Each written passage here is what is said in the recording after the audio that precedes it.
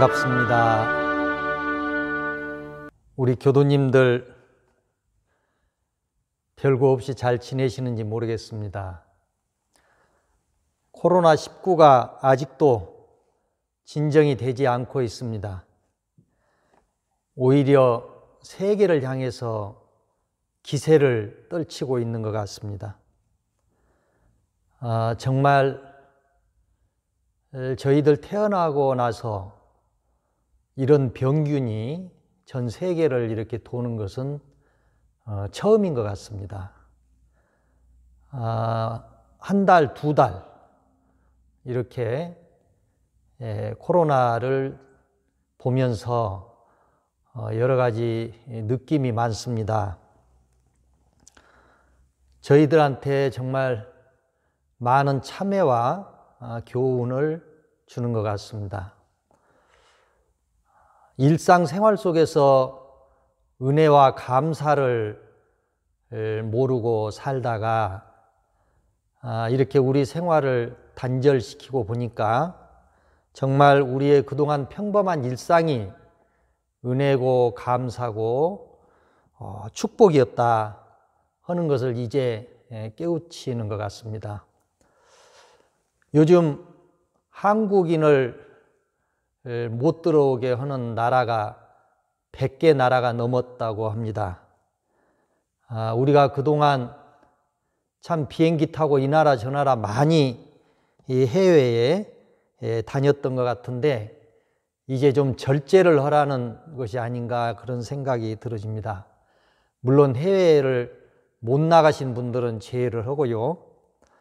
마스크 없이는 하루도 살 수 없는 요즘입니다.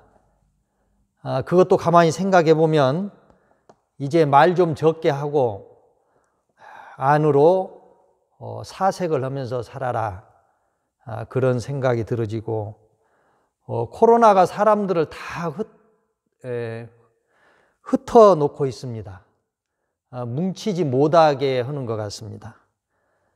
자기 자신을 좀 살피고 내면을 살피라는 그런 뜻이 아닌가 싶습니다.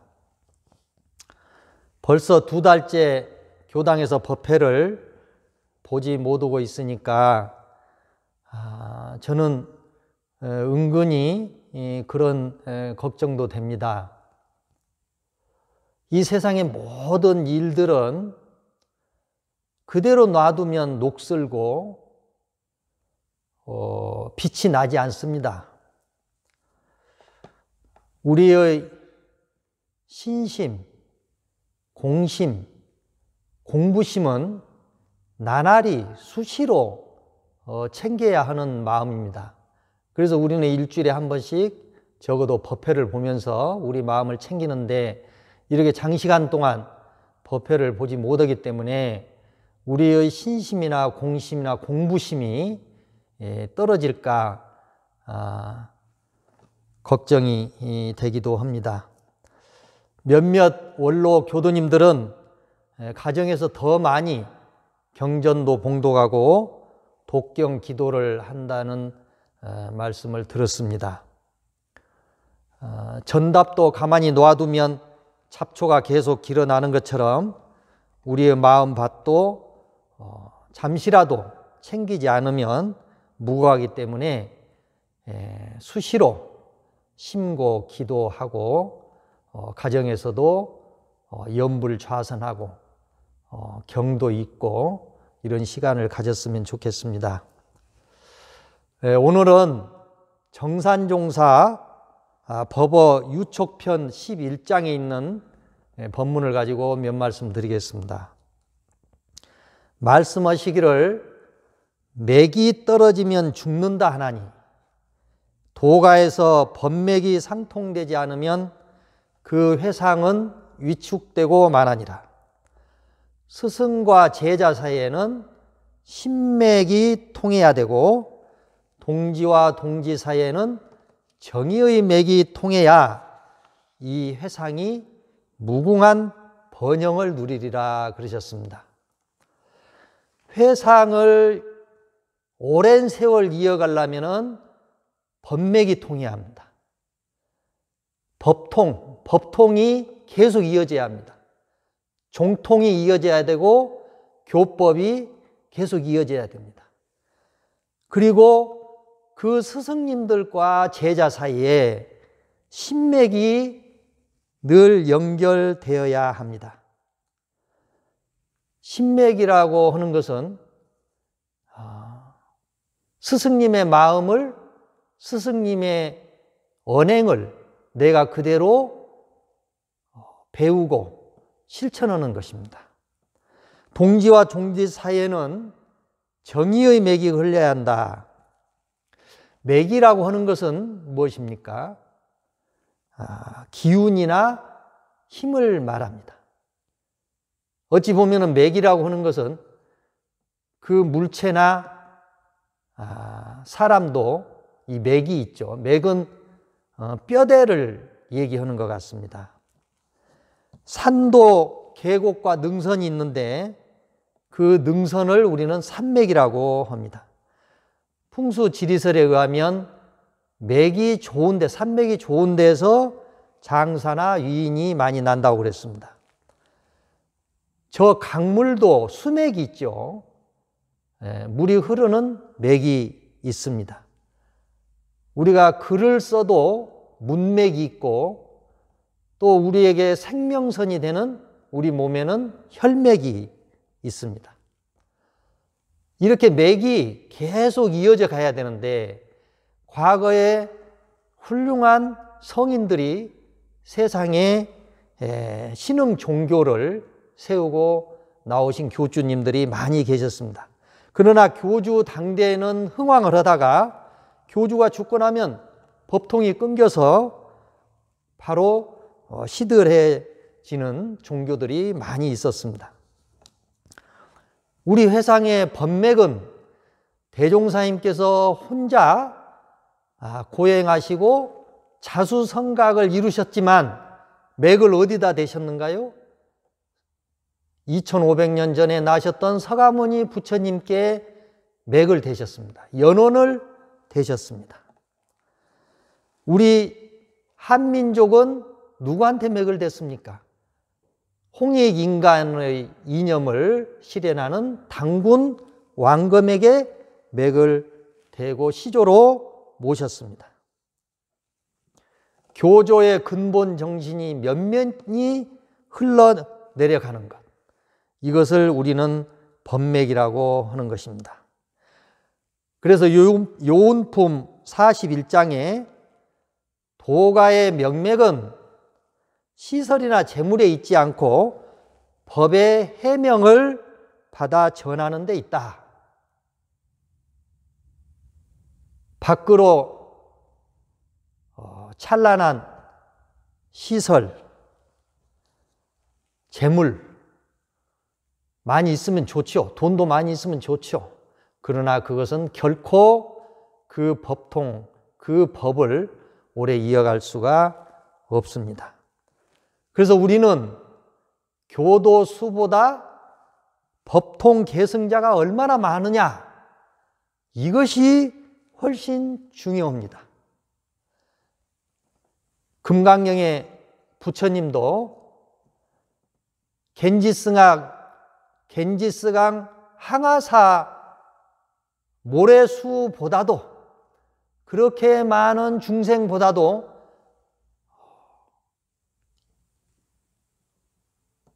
진리의 근본 핵심을 깨친 이 한 사람이 더 중요하다, 이렇게 말씀하셨습니다. 그래서 대종사님은 당신이 깨치시고 당신이 만드신 우리의 대도 정법을 계속 이어가고 뿌리를 내리게 하기 위해서 당신 혼자 이 법을 깨치고 이 법을 내놓고 가셔버린 게 아니고 정산종사님과 대산종사님을 과거 전생에부터 인연을 맺으셔서 이 생에 오셔서 찾으셔가지고 지금 우리 교단 100년을 현재 6대 종법사님까지 이렇게 이어가고 있는 것입니다. 그러면 앞으로 우리 대종사님의 교법을, 이론의 진리를 깨친 후진들이 나오지 않는다면, 후대 종법사가 나오지 않는다면 어떻게 될까, 이런 걱정을 할 수 있습니다.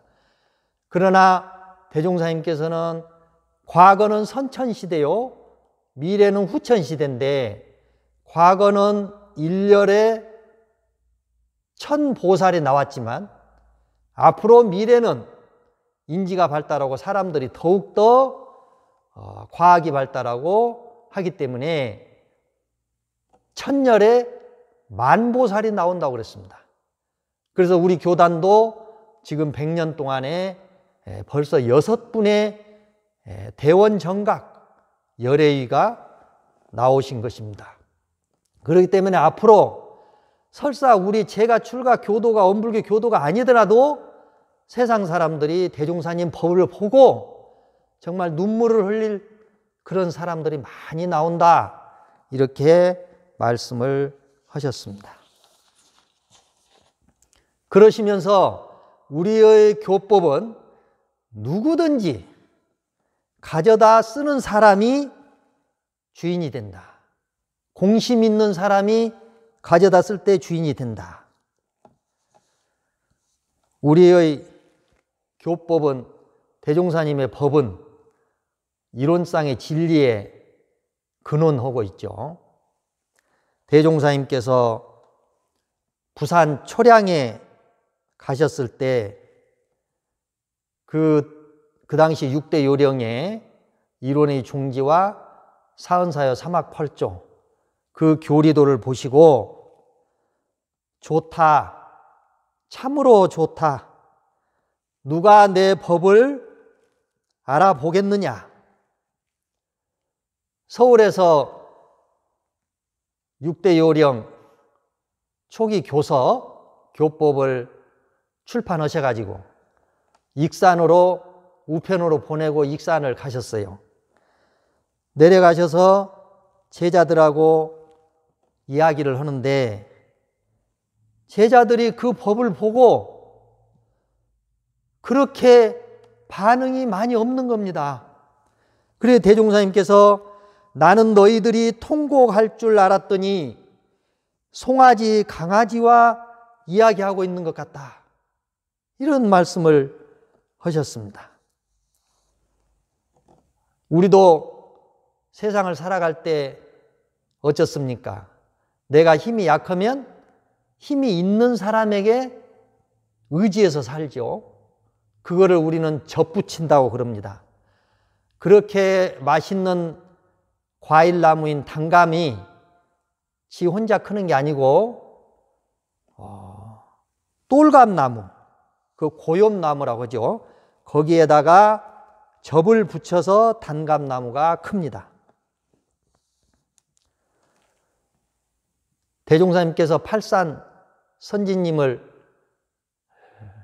정읍 화해리에 보내셨을 때 수백리를 그야말로 정처 없이 영광에서 정읍까지 걸어가셨습니다.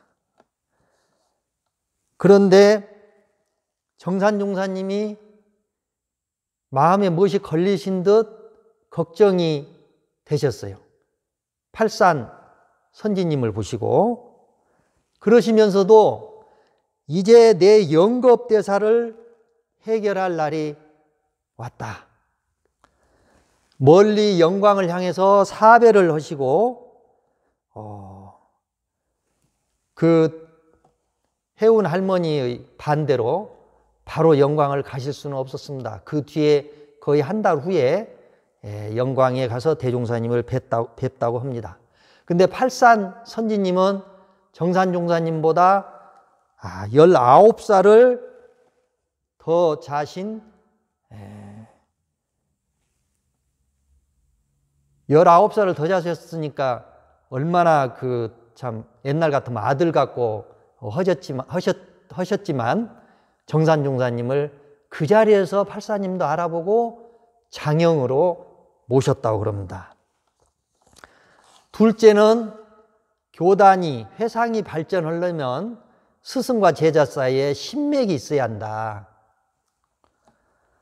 스승과 제자 사이에는 신법의 맥이 서로 통해야 그 신법을 제자가 전수받아서 나도 스승님처럼 실천하고 배우고 말하고 육군을 뭔가 표준 모델이 있어야죠.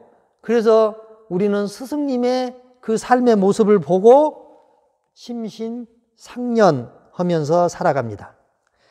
대종사님 당대 때 민자연화 교도는 매년 생일날이 되면 좋은 음식을 차려놓고 대종사님 계신 곳을 향해서 큰 절을 올리고 그랬습니다. 그러니까 자손들이 말하기를 불법 연구에는 일체 미신을 타파한 종교인데 할머니는 도로 옛 미신을 지키십니까? 그 자녀들이 볼 때는 대종사님이 옆에 안 계시는 먼 데다 대고 절을 하니까 그렇게 보였겠죠. 근데 민자연화 교도님은 이렇게 자녀들에게 얘기했습니다. 자녀가 그 부모를 사모하는 정성이나 제자가 스승을 사모하는 정성이 무엇이 다르겠느냐. 이 음식을 대종사님께서 안 잡수실 줄 알지만 제자된 도리로서 나는 대종사님 옆에 안 계시지만 그런 정성을 표하는 것이다. 이렇게 자녀들한테 일렀습니다. 후일에 대종사님께서 민자연화 교도님의 그 말을 듣고 자연화는 자녀 교양하는 도가 있도다. 부모는 자녀들의 거울이기 때문에 어찌 한 번에 언행인들 대수롭지 않게 생각할 수 있겠는가. 우리가 스승과 제자의 그 신맥은 구정선사를 많이 예를 듭니다.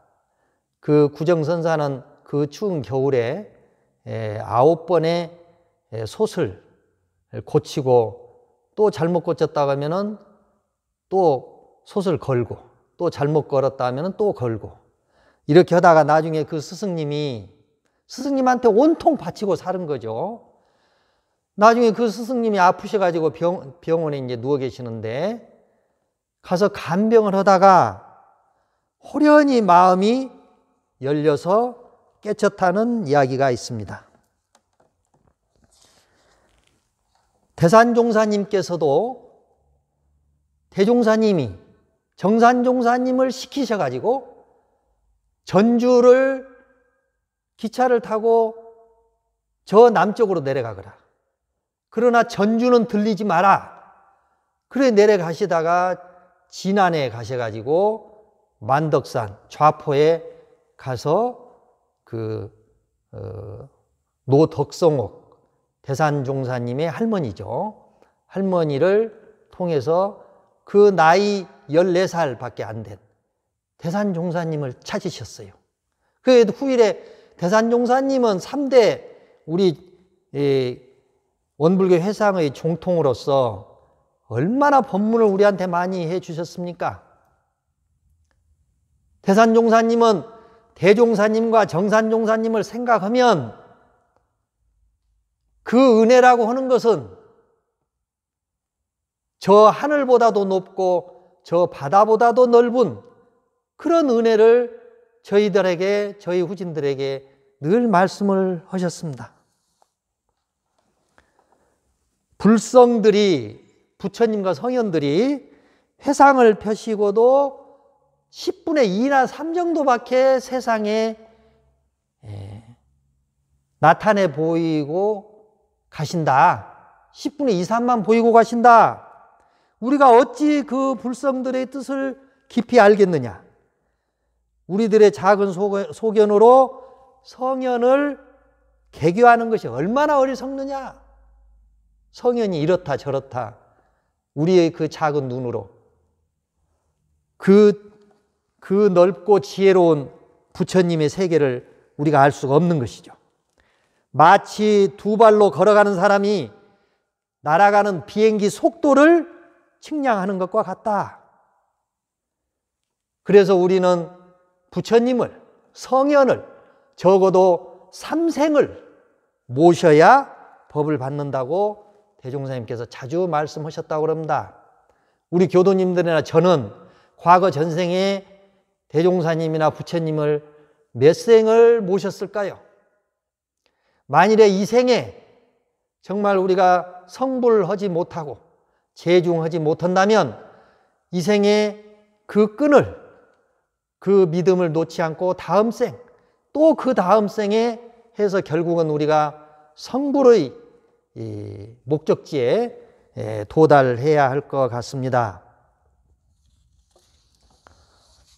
그러시면서 대산종사님은 부모은 가운데 대종사님의 은혜가 크시다. 그것은 영겁에 죽어가는 이 마음을 살려주셨고 영겁에 병든 마음을 고쳐주시기 때문이다. 그러므로 대종사님은 일체 생명의 부모이시고 법부이시고 성부, 영부이시고 은부이시다. 이렇게 표현을 하셨습니다. 과거에 스승님께 자기의 신을 바치기 위해서 달마대사의 제자 해가는 손목을 잘라서 바쳤습니다. 우리 대종사님 당대 때도 서대원 그 선지님이 젊은 나이에 손을 끊어서 바치셨어요. 그런데 대종사님은 손을 끊어서 바치는 그 제자를 칭찬을 하는 게 아니고 정말로 꾸중을 많이 하셨습니다. 세상에 나와서 세상에 보온을 해야 할 이 소중한 몸을 그 귀중한 손가락을 잘라서 손을 제대로 못 쓰게 만들었다고. 그런 것은 과거 세상이나 통하는 얘기지 지금이나 미래 세상에는 결코 통하지 않는 그런 행위가 아닐 수 없습니다.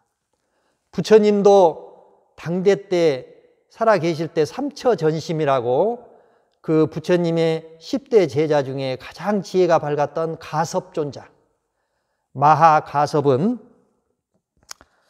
영산회상 거여마미소, 그 당시 부처님께서 설법을 하시면서 누가 이렇게 꽃을 갖다 줬는데 그 꽃을 이렇게 위로 들으셨어요. 설법을 하시다가. 근데 대중들은 무견하게 아무런 반응 없이 쳐다보고 있는데 마가섭이 빙글에 미소를 지으면서 부처님하고 심통을 하셨습니다. 마음으로 서로 통하셨어요.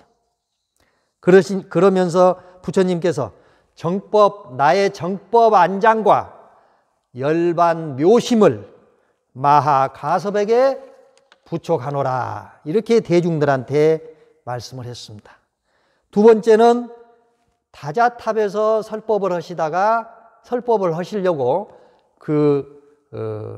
좌복을 피고 이제 앉아 계셨는데 그때 늦게 가섭이 다 헤어진 옷을 입고 들어왔어요. 그러니까 석가 열애께서 자리를 반을 비워줬습니다.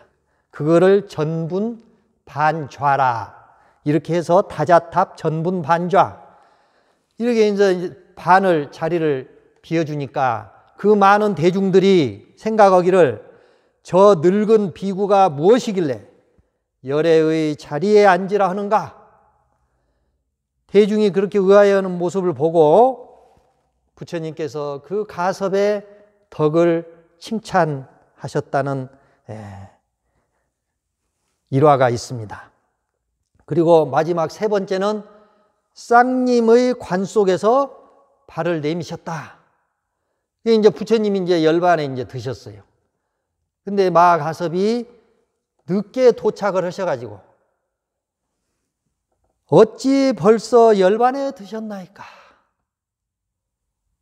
그러니 서가모니 부처님께서 관 밖으로 두 발을 내놓으셨다. 이런 이야기가 전해지고 있습니다.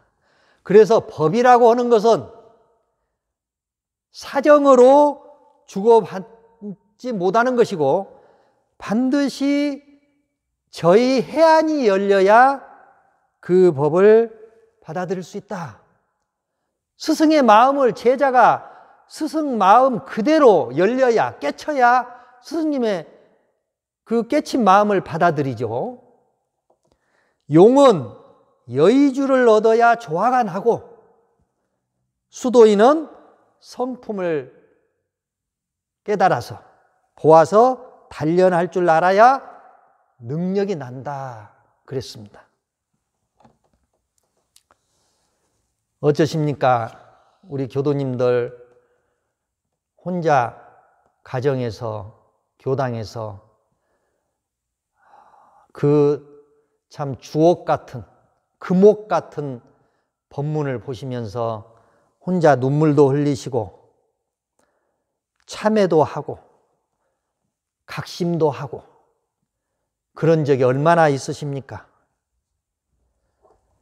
신심이 경전을 보면은 막 솟아나고 참 저희들은 그래도 그런 때가 많이 있었던 것 같습니다. 법문을 읽어도 특별한 감정이 일어나지 않고 그저 그것이 글씨로만 보인다면은 아무런 생각 없이 세월만 마냥 허송하고 있지 않는가 이런 생각을 할 수 있습니다.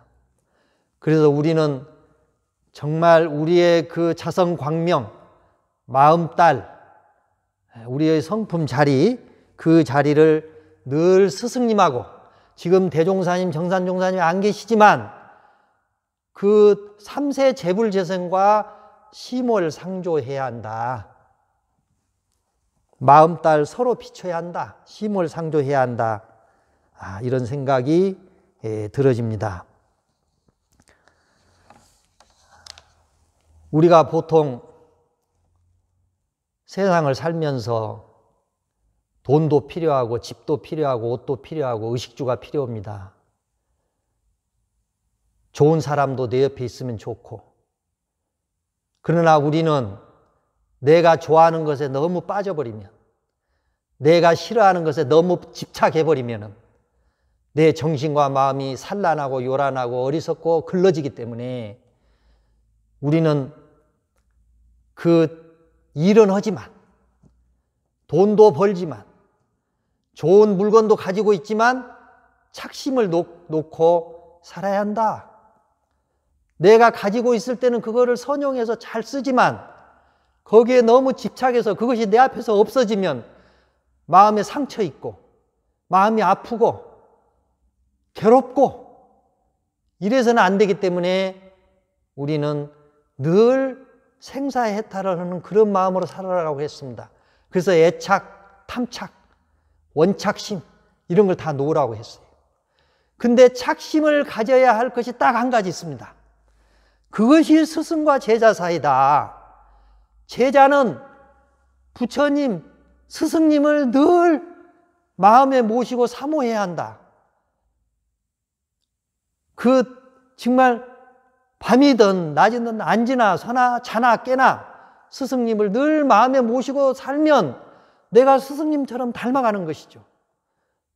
근데 내 마음에 심사, 마음 심자, 스승사자 심사가 없으면 어떻게 되겠습니까? 내가 자행자지하고 잘못하면 천방지축으로 살 수 있습니다. 셋째는 정의의 맥입니다. 동지와 동지 사이에는 정이 통해야 서로 충고도 하고 서로 도와줍니다. 법동지 간에 정이 통하지 않으면 함께 공부를 할 수가 없습니다. 우리가 세상에 가장 가까운 사람이, 나에게 가장 가까운 사람이 누굽니까? 내 부모요, 내 형제입니다. 그러나 부모, 형제는 이 생에 내가 못 받으면서 받은 핏줄의 형제예요. 그러나 이 생뿐만이 아니라 다음 생, 영생을 함께 도반으로 반야용선을 타고 불지를 가야 할 사람은 함께 이 성불의 목적지를 향해서 가는 법동지입니다. 그렇기 때문에 법동지는 이 생에 만나서 끝나는 게 아니에요. 다음 생 또 다음 생 계속 같이 가는 것이 법동지이기 때문에 그 대종사님 당대 때 그 어린 그래도 원불교 출가 정녀 제1호였던 조전권, 김영신 그 종사님들이 계셨어요. 근데 그 조정권 선지님은 가정이 많이 가난해 가지고 빈몸으로 출가를 했습니다. 그래서 총부 식당에서 고생을 하면서 아주 헤어진 남루한 옷을 입고 일을 했습니다. 그러나 김영신 선지님은 어머니가 서울에서 직접 데리고 익산에 대종사님께 인수인계하면서 그 좋은 옷과 좋은 일용품들, 정말 서울의 부자였습니다. 그리고 서울에서 그 당시에 고등학교를 다 졸업하신 수재셨습니다. 그러니까 총부에 오셔가지고 우리 융타원 김영신 종사님은 식당에 근무를 한 게 아니고 사무실에서 그 좋은 옷을 입고 근무를 하고 있었습니다. 그때 대종사님께서 영신이를 불렀습니다. 영신이는 좋은 옷 입고 사무실에서 편히 있으니 아무런 생각이 없느냐? 네, 그렇지 않아도 평소에 정권이 보기가 미안하다는 생각이 있었습니다. 어떻게 하면 좋을까요?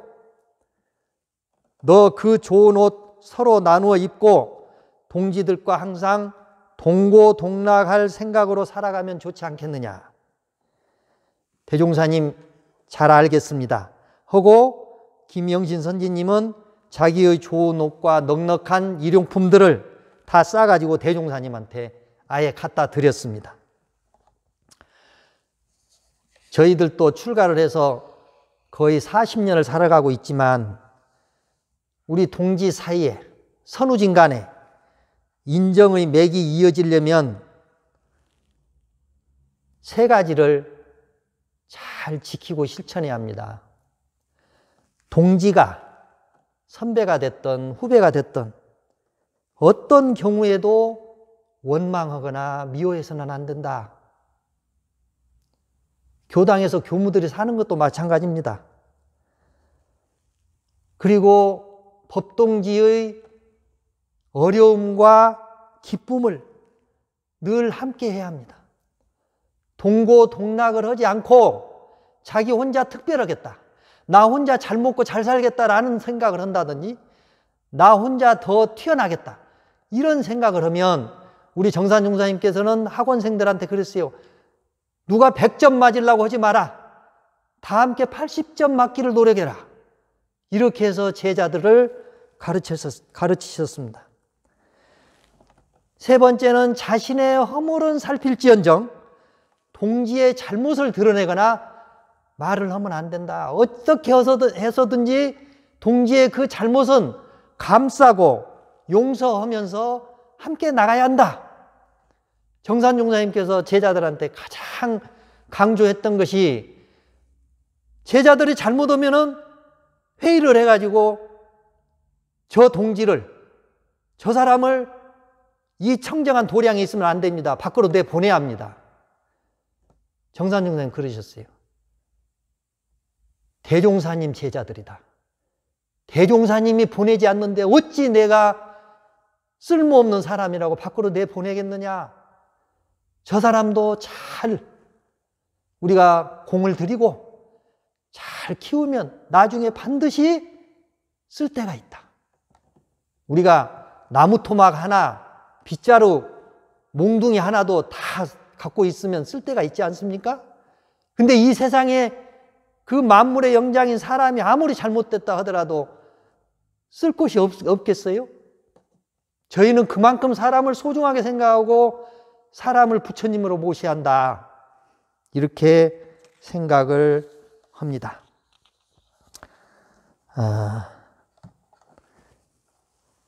스승과 제자의 정의가 부자같이 무관하여야 동지 사이의 정의가 형제같이 친밀하여야 충고와 권장을 주저하지 아니한다. 그러한 뒤에야 윤기가 서로 통하고 신법이 서로 건네서 공부와 사업하는데 일단의 힘을 이루게 된다. 우리 법동지들, 법연들은 이해관계가 없습니다. 세상 사람들은 사람 만날 때 다 웬만하면 이해관계로 만나요. 부모 자식 간에, 형제 간에 얼마나 이해관계가 있습니까? 이해관계가 없기 때문에 오래가는 거예요. 우리 법동지들도 이해관계가 없기 때문에 서로서로 생각해 줄 수 있고 서로서로 마음이 뒤틀리지 않을 수 있는 것입니다. 마무리하겠습니다. 우리 회상의 무궁한 번영을 위해서, 우리들의 성불 제중을 위해서 우리는 대도정법의 법맥을 잇고 스승님과 심심상련하는 신맥을 잇고 법동지와 함께하는 정맥을 끊이지 않고 이어나갈 때 우리도 함께 성불하면서 우리 회상이 크게 발전되리라고 생각을 합니다. 교도님들 더욱더 건강하시고 다음 법회 볼 때 또 뵙겠습니다. 감사합니다.